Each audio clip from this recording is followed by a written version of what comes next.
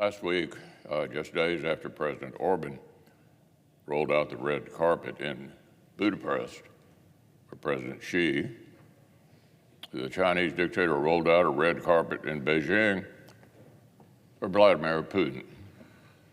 The friendship without limits struck between America's greatest strategic adversaries will now endure, quote, for generations to come, end quote.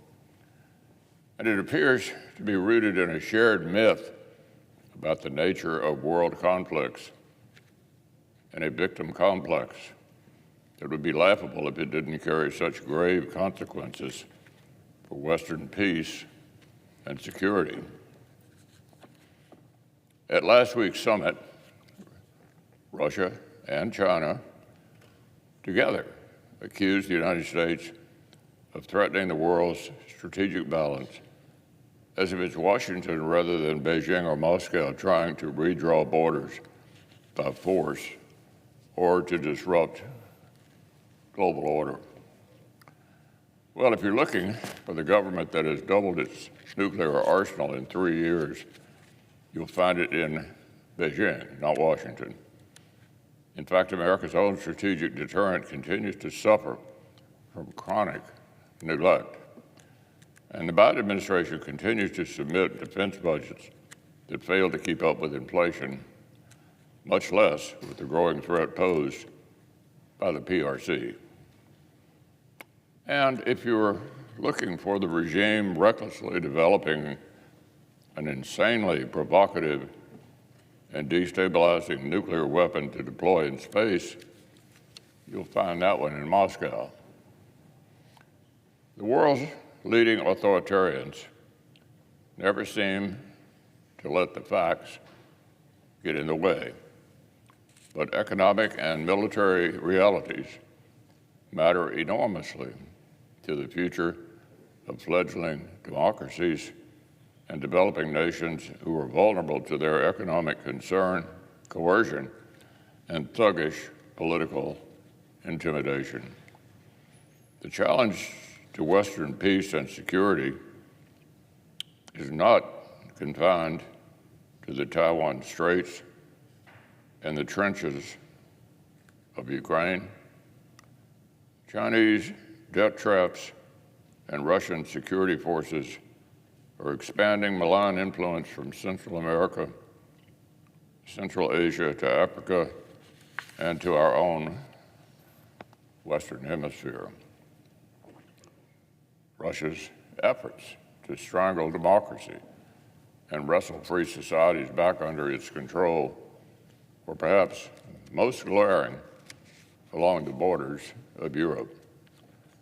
After the collapse of the Soviet Union, the unshackled nations have largely chosen freedom and worked to build democratic governments and societies oriented squarely to the West.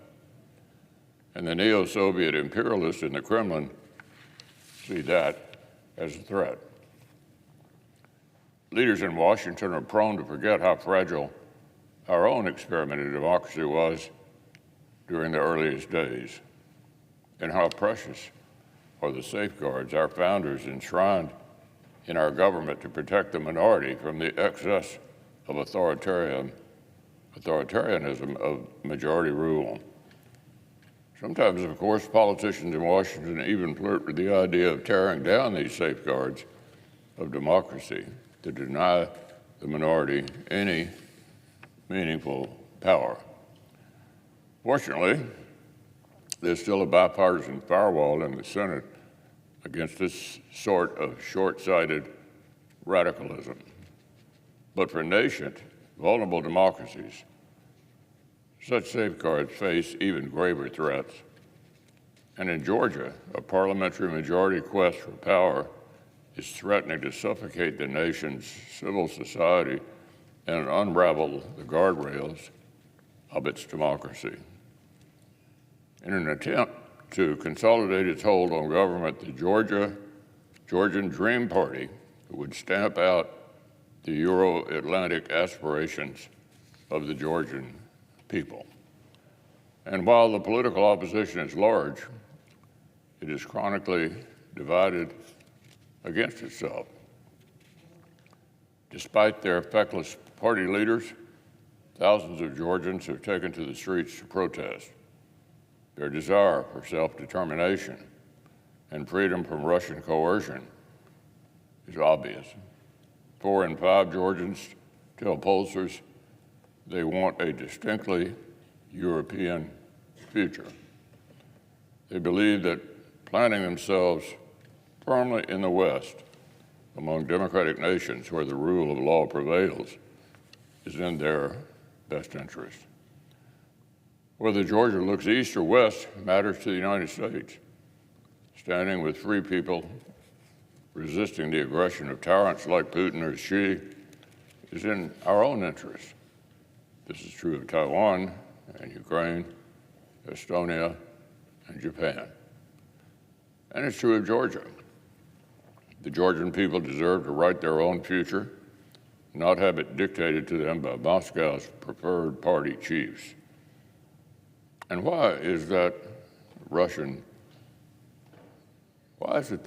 obsess over controlling Georgia's future? Oh, it's about more than acting out Putin's neo-imperialist fantasy. Geography matters. For millennia, Georgia and its Black Sea coast have stood at the crossroads of the civilized world. It's a key transit point for critical resources. And today, along with Armenia, it sits as a tantalizing link in the land bridge between authoritarian partners in Moscow and Tehran. The people of Georgia have a long history of enduring conflict and conquest. They have a long tradition of resilience and a rich culture to be proud of. And they know there's a difference between bending to Russia and turning to the West. So, like friends of the Georgian people across the West, I'm hopeful this moment will be one which they can take yet more pride. As a moment when the opposition to Russian coercion puts petty differences aside and stands united. Of course, this must also be a moment for Georgia's ruling party to recognize the cost of ignoring their people's will in order to fulfill Putin's whims and to stop short of shredding their relationship with the West. I hope those in power in Tbilisi will put sovereignty over subjugation and withdraw the coercive Russia law from Parliament.